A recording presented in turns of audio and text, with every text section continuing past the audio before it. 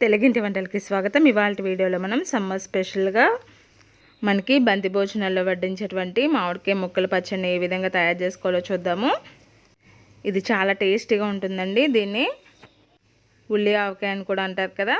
ఇప్పుడు దాని తయారీ చూద్దాం. చూసారు కదా, మీడియం సైజులో ఉన్న మామిడికాయలని ఇక్కడ నేను రెండింటిని తీసుకున్నాను.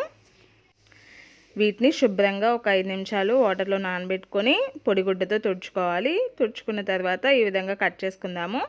మనకి ఉల్లిపాయ ముక్కలు ఏ విధంగా ఏ సైజులో ఉంటాయో అలా కట్ చేసుకోవాలి. కాస్త పెద్ద సైజులో కట్ చేసుకుంటాం కదా, ఆ విధంగా కట్ చేసుకోవాలి వీటిని. ఈ పచ్చడి చాలా టేస్టీగా ఉంటుందండి. ఫంక్షన్స్లో ఎక్కువగా మనకి వేస్తూ ఉంటారు. అలాగే మామిడికాయల సీజన్ వచ్చేసింది కాబట్టి ఇప్పుడు ముందుగా మనం ఈ విధంగా పచ్చడి పట్టుకుంటే చాలా టేస్టీగా ఉంటుంది.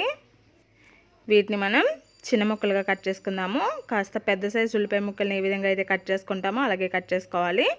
మనకి మామిడికాయల సీజన్ స్టార్ట్ అయిపోయింది కదండి. మళ్ళీ ఏప్రిల్ మే అలా వస్తే మనకి ఆవకాయ పచ్చడి పట్టుకుంటాము. అలా కాకుండా ఇప్పుడు మనకి మార్కెట్లో ఇప్పుడు మామిడికాయలు అవైలబుల్గా ఉన్నాయి కాబట్టి చక్కగా ఇప్పుడు ఒక 2-3 కాయలు అలా పట్టుకుంటే కనుక 15-20 రోజుల పాటు చక్కగా ఫ్రెష్గా ఉంటుంది.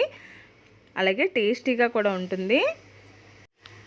చూసారు కదా, ఈ సైజులో మనం కట్ చేసుకోవాలి.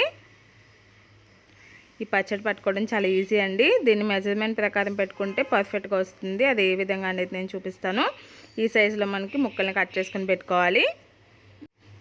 ఇలా కట్ చేసుకున్నాం కదా, ఇప్పుడు ఒక మెజర్మెంట్ కోసం దేన్నైనా ఒక కప్పును కానీ గ్లాసును కానీ తీసుకోండి. మనం దేంతో అయితే తీసుకుంటామో దాంతో 5 కప్పులు ముక్కల్ని కొలుచుకోవాలి.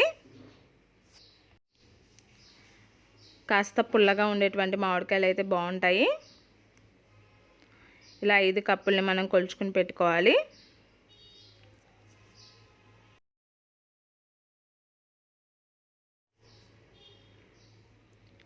చూసారు కదా, 5 కప్పుల ముక్కలు వచ్చాయి.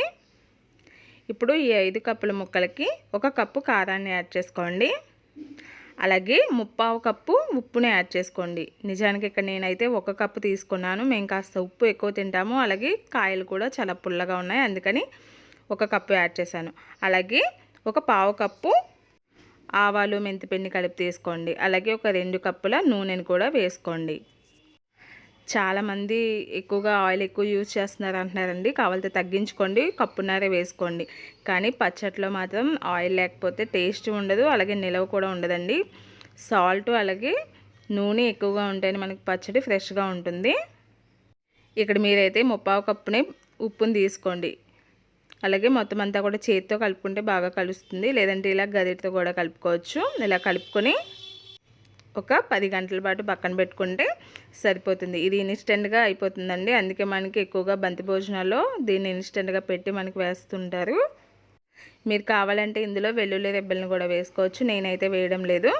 చూసారు కదా, ఈ విధంగా కలుపుకొని మూత పెట్టుకొని ఒక 10 గంటల పాటు, అంటే నేనైతే ఇక్కడ నైట్ టైం చేశానండి. తెల్లారికి మనకి చక్కగా ఆయిల్ మొత్తం కూడా పైకి వచ్చేస్తుంది. ఇలా మూత పెట్టుకొని పక్కన పెట్టుకుందాము. మార్నింగ్ చూసినట్లయితే చక్కగా మనం వేసినటువంటి ఆయిల్ మొత్తం కూడా ఈ విధంగా పైకి వస్తుంది. మనకి ఇప్పుడు మళ్ళీ ఒకసారి బాగా కలుపుకుని ఉప్పు కానీ ఆయిల్ కానీ సరిపోతే వేసుకోండి. ఇక్కడ నేను వేసినవి అన్నీ సరిపోయాయి.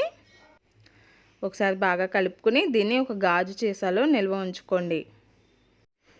తడేమీ తగలకుండా చూసుకున్నట్లయితే 20 రోజుల పాటు ఫ్రెష్గా ఉంటుంది.